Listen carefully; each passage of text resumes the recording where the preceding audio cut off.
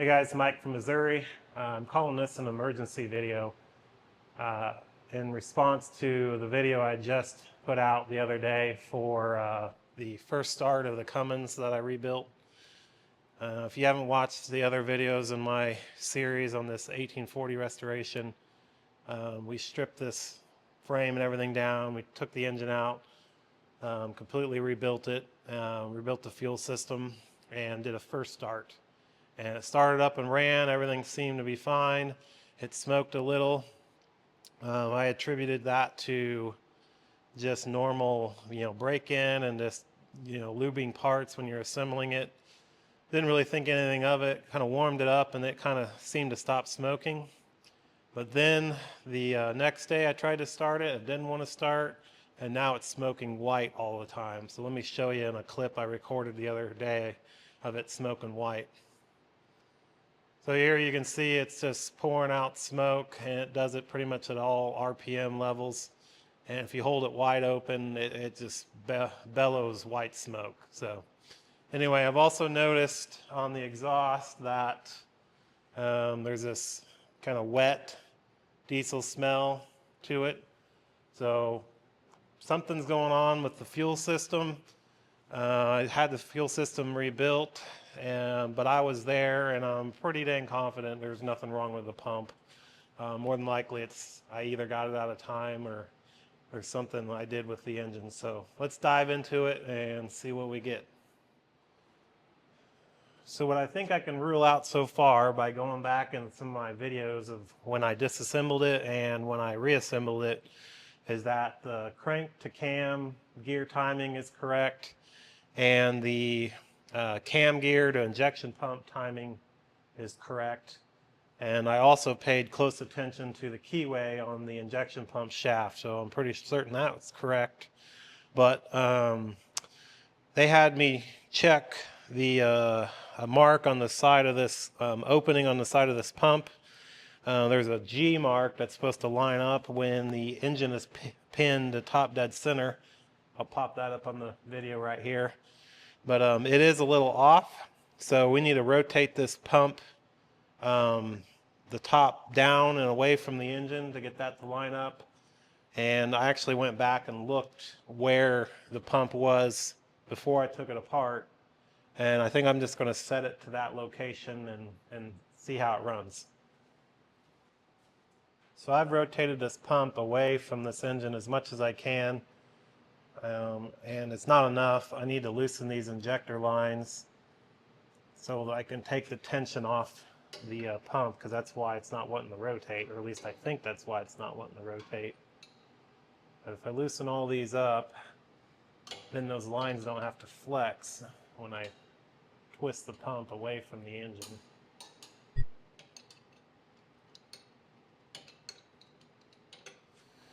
I'm going to take this long extension with a 13 mil and get in here and get these bolts loose, or sorry, nuts loose on the injector pump.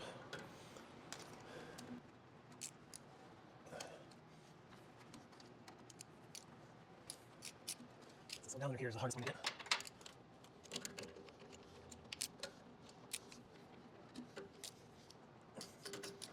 Okay, I got a pretty good shot of the injector pump and how it's mounted to the front timing cover. You can see the little gap above the stud. Let's see if I can show you this gap right there. So when I originally took this engine apart, the gap was on the bottom of the stud. So I need to rotate that pump in this direction. So I'm going to try to reach my hand in there and get it to turn.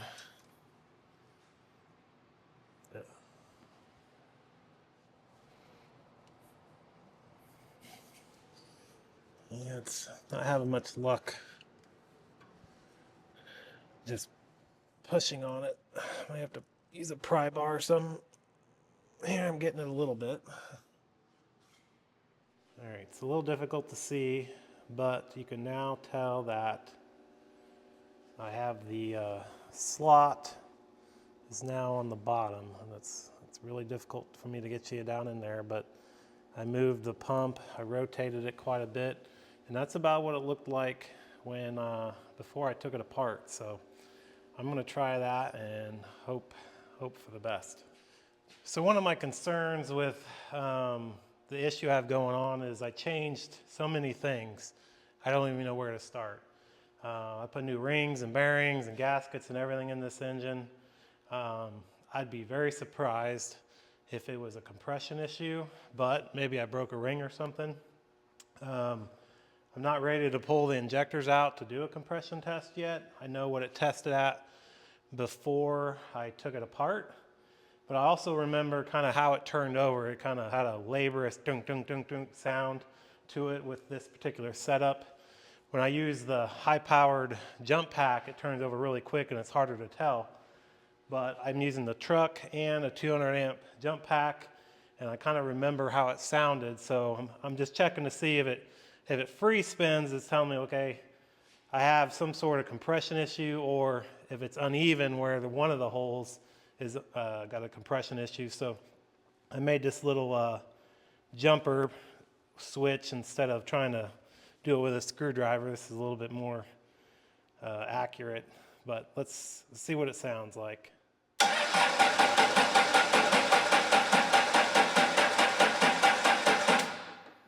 So yeah, it sounds basically like it did right after I had put it back together and before I took it apart. So I don't think I have a compression problem. I don't know if something happened with the injectors possibly, but I got that pump moved now where I think it's in a closer position where it was. So now I'm going to bring it outside this time. I got this whole shop just stinking like diesel fuel. So I'm going to try to lift the whole machine up and bring it outside and see how it runs.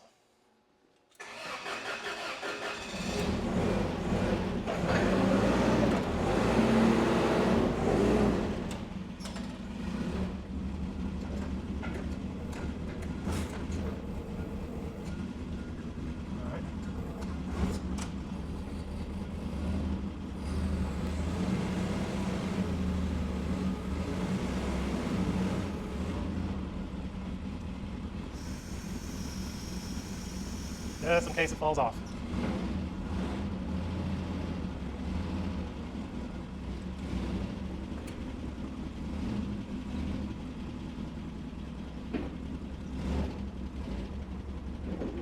Oh.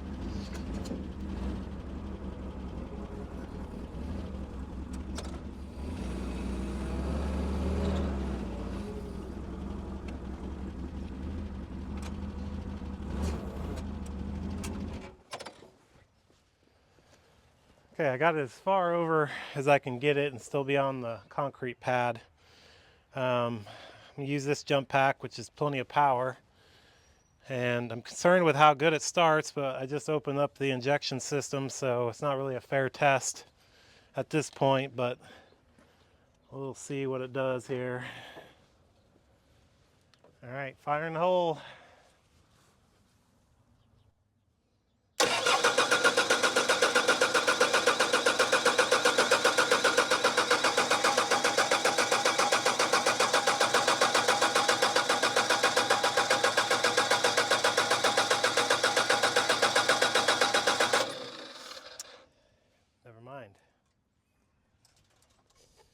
Once again, don't have the fuel solenoid hooked up.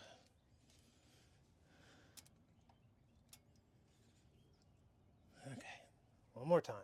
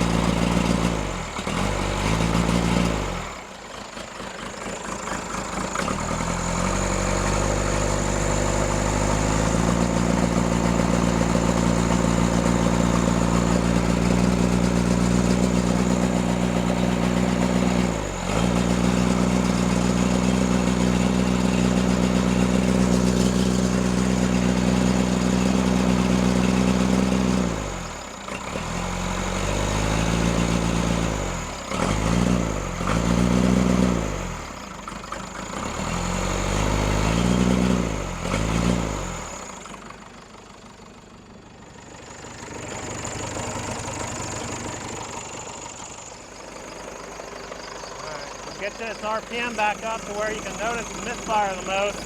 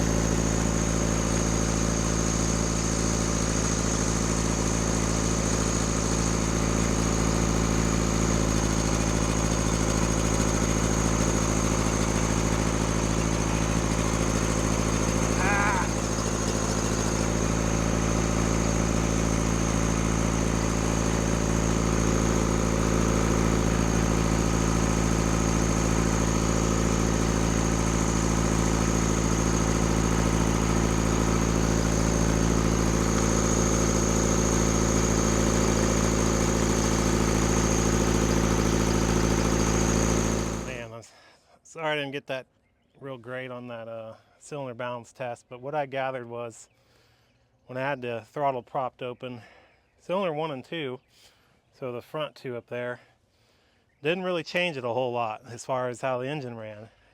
And I could tell when I undid them that the smoke would lessen. So although I got diesel fuel absolutely everywhere, so I'm going to have to spray it down with degreaser and wash it, which is, you know, I'm thrilled to do, being I got the thing so nice and cleaned up. But I know it's narrowed down to something with cylinders 1 and 2, so I feel good about that. I'm going to get it cleaned up. We'll get it back in the shop and pull those injectors out. The machine's all back in the shop, and I just decided, like I said earlier, I'm going to pull all the injectors out and take a look. Got to get this return line off first. So there's a T-fitting right here above this fuel filter manifold.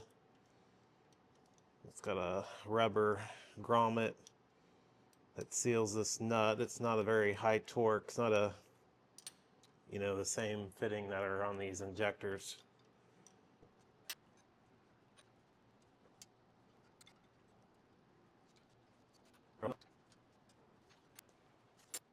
I'm going to take the injector clamps loose also to hopefully give me a little bit more play out there so I can move the lines out of the way, pull the injectors out.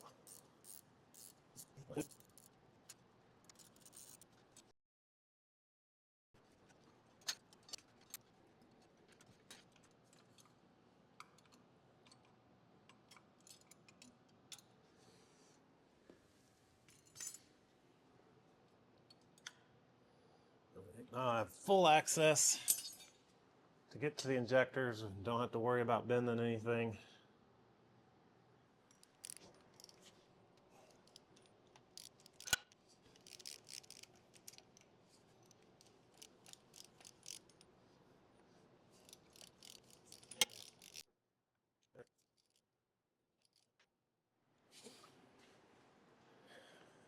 Okay, all the injectors are out.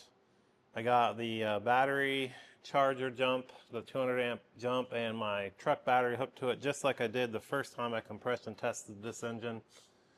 So I expect similar or better numbers.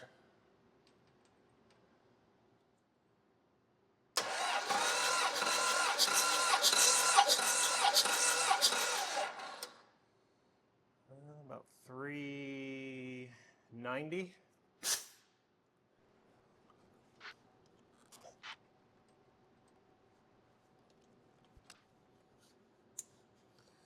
Okay, cylinder 2.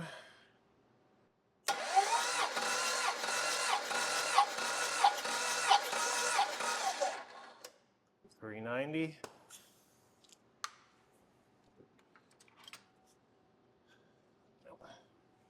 Those are the two problem cylinders, so I don't think we have a compression problem.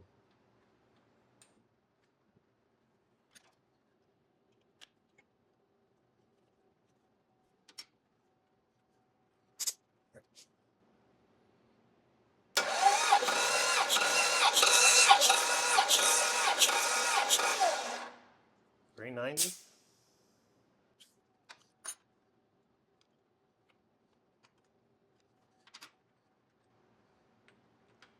And this engine's spinning slower than what the starter would normally crank it at because I just don't have the amp capacity with my setup. I could use the other jump pack, but trying to just get an idea of how it compares to what it was before it tore it apart.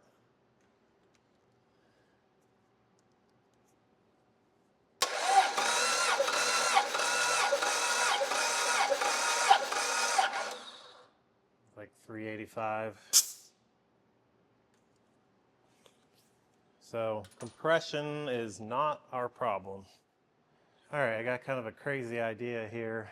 I want to be able to check those injectors. I don't have one of those pump up deals, pop testers I think they're called, but I had an extra injector line that I didn't want to use because it had some wear marks in it, and I just kind of bent it out of the way here and hooked it up to the pump.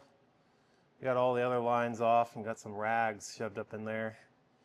And first I'm gonna just bleed this line because make sure there isn't any junk in it because it's been sitting around, but I'm gonna hook one of the injectors up here from cylinder 3 and 4 and just see what it looks like. It's probably gonna make a little bit of a mess, but I'm gonna take the chance.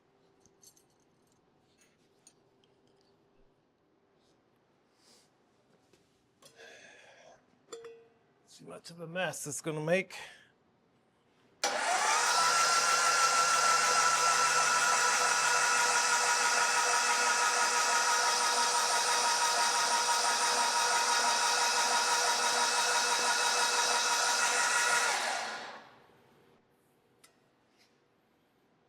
I mean, it looks like it's atomizing, so let me try one of the other injectors. All right, got number 2 injector here.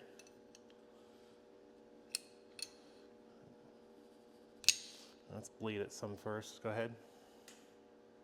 Push the wire in there. Okay, go ahead. All right, shut it off. Shut it off. All right, go ahead.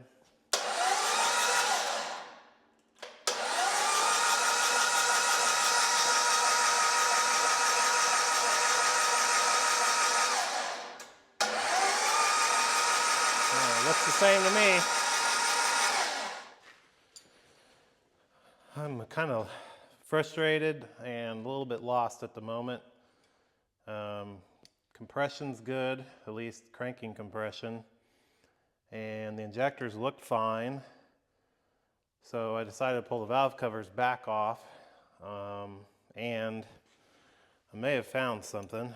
Both, at least cylinder 1, which is one we were having issues with, is too tight. I can't get either one in it, so intake or exhaust. So intake is 0.254. So here's 2.54, and it does not go in.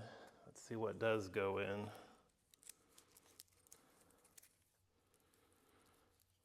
Let's see. 0.229. Almost goes in, so it's pretty tight. So maybe that's my issue here. I swear I set those.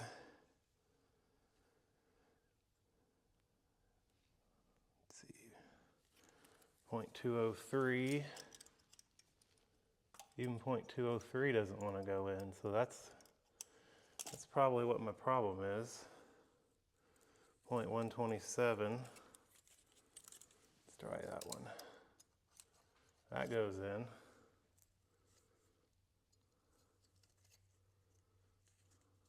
0.152. That one goes in. 178. Barely goes in. So that's pretty significantly tight. And then the exhaust is supposed to be 0.508.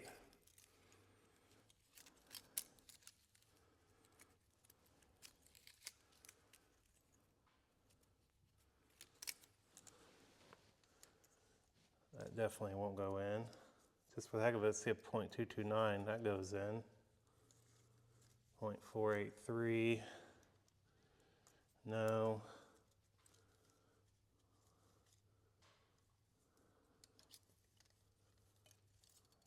Let's see, 0.330, that goes in.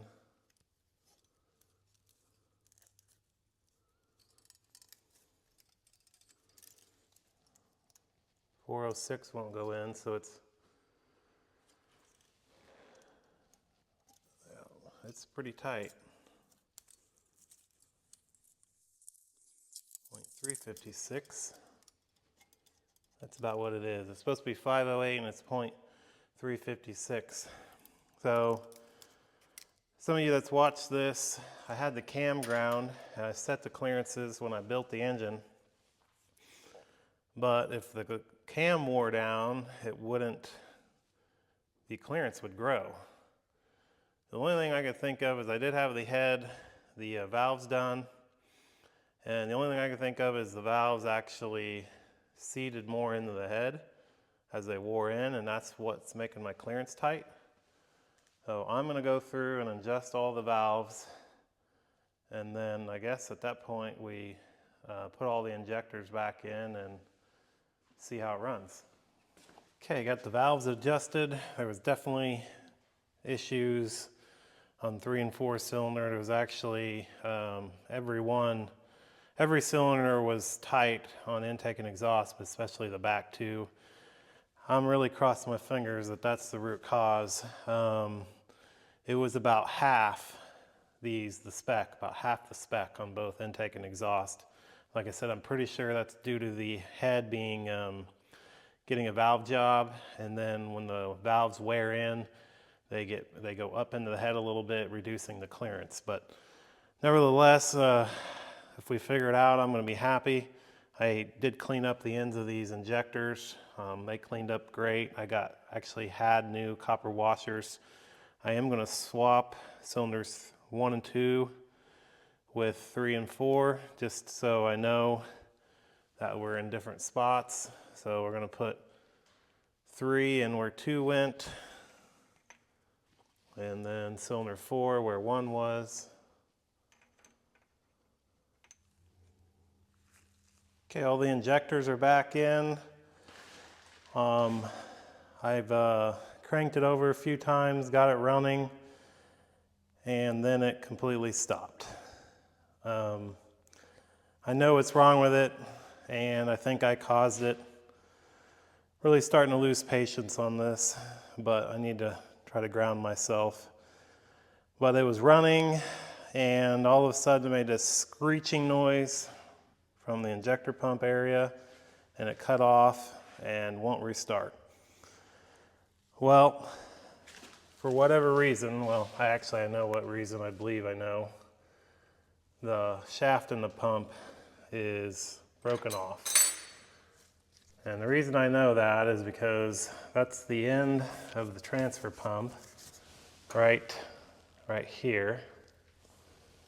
If I can get you a good view right there.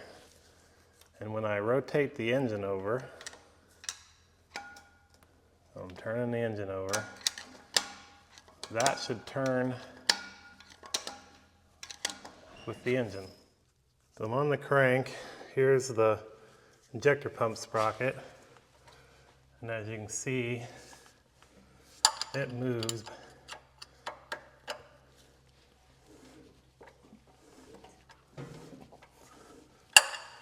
Approaching TDC.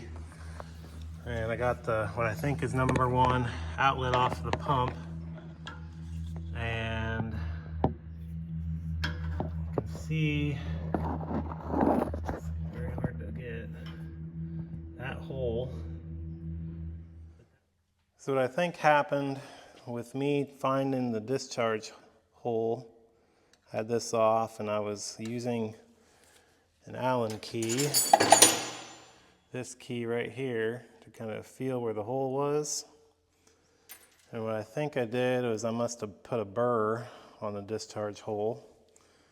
As this head, there's a rotating shaft inside that's a really tight tolerance, and I must have messed up the hole somehow and caused it to lock up, which then broke the internal shaft in the pump. I got the front off, the gear is turning, but this end of the pump does not turn. So looks like I'm gonna need Area Diesel to bail me out once again. Got my puller set up on here. It looks like the keyway, yes, it didn't break, but it kind of looks like it's under pressure. So I'm interested to see. I'm sure the shaft is junk. I'll pop this gear off of there.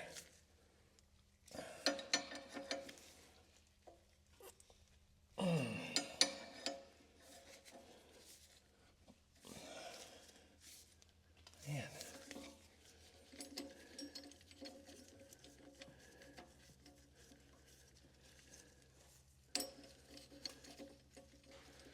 Definitely harder than the first time I pulled it off, which is not a great sign.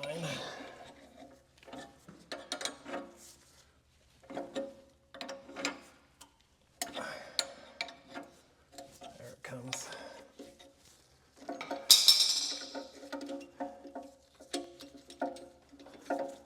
Looks like the keyway is stuck in the gear.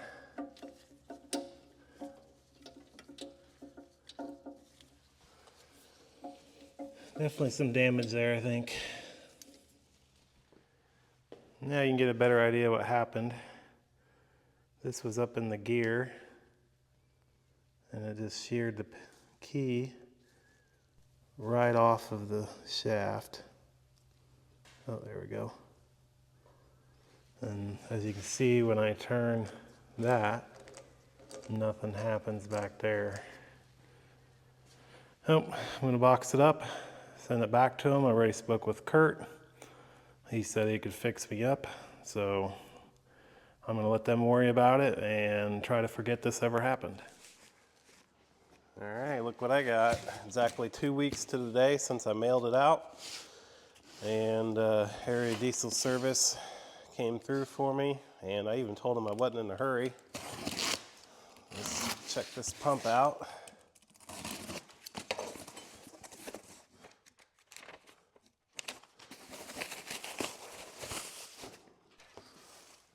Nicely packaged.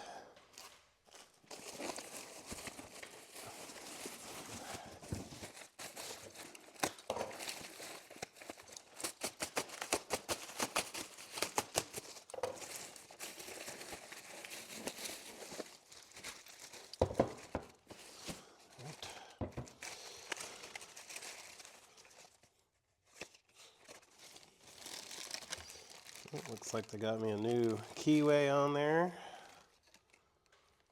It doesn't free spin anymore.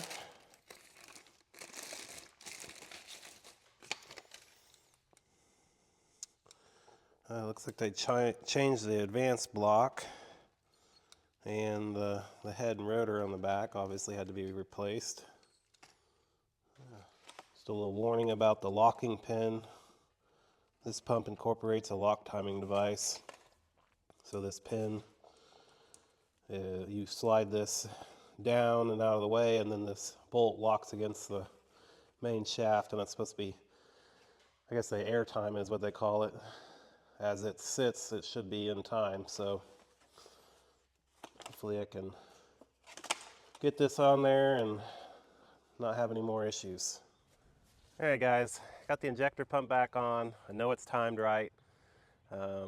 Got the gear aligned with the A mark, and the pump was locked. The pin was locked, holding the injector shaft right at the 12-degree spec, and ended up being basically exactly where I had it set after I manually used the degree wheel. So I'm very, very confident my timing is right on the money. I've ran this some. Unfortunately, I'm still getting a fair amount of smoke, but I've kind of changed my tune, thinking that it was a fuel issue, and I'm kind of backtracking on that, and I think I'm burning oil. The reason I think I'm burning oil is because when I accelerate and let off, it's on the deceleration that it smokes heavy, which is typical of oil consumption. I'm really confused why I'm having oil consumption, because I measured the cylinders with a dial bore gauge and the taper down around, and my piston to cylinder clearance was good. I used quality Mahle rings. I used a tapered sleeve to put the piston in, so I think the chance of me having a broken ring or messing the rings up during install is unlikely. The only thing I can think of is if they're not seated, but I mean, it's smoking a lot. So I've never rebuilt a diesel. I've rebuilt a fair amount of gas engines, and I just don't recall it being, you know, that significant. The only thing is this engine, I can't load it. It's just sitting in here free spinning essentially. So I'm kind of torn, and I'm going to start it up and show you guys what I'm talking about as far as the smoke. But I'll start it, let you see it, and then I'll go over a few things, and maybe you guys can give me some ideas and see where we want to go with this. So I'm going to go ahead and get this started.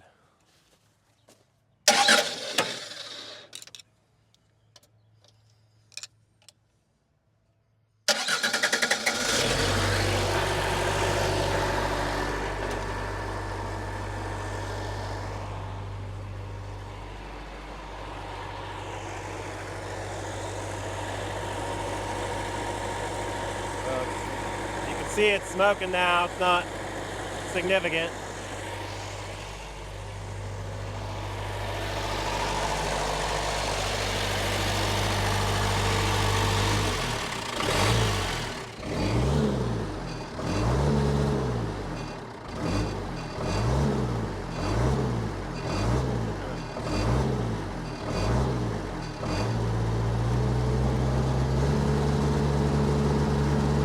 Wide open, it smokes.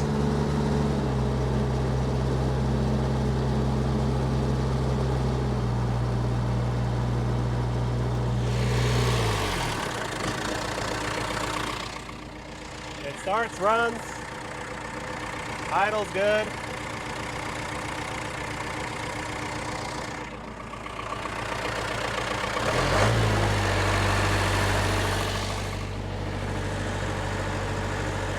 A little bit of smoke there.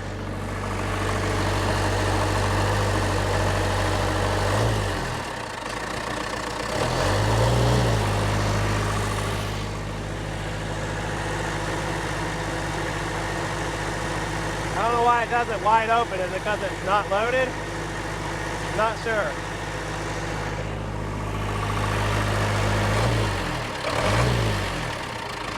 So you watch, the smoke happens after I let off the throttle. You accelerate. Well,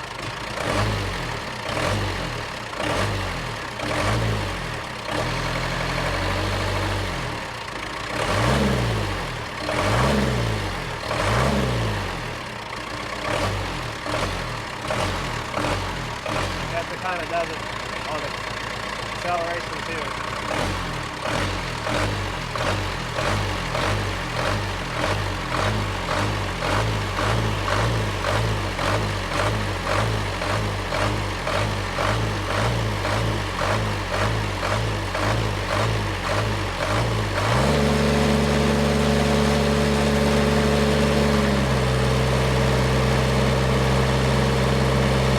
That's really blue colored.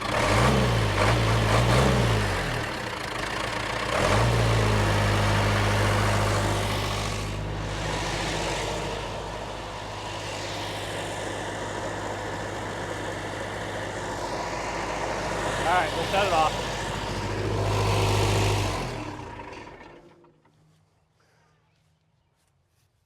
So now you know what it's doing.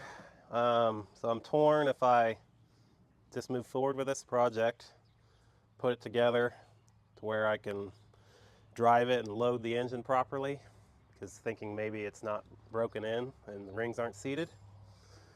Or do I pull it out and tear it completely down and inspect? The thought of that is just killing me. The only benefit to that is it's relatively simple to pull the engine right back out. But again, I'm confused why I have this issue.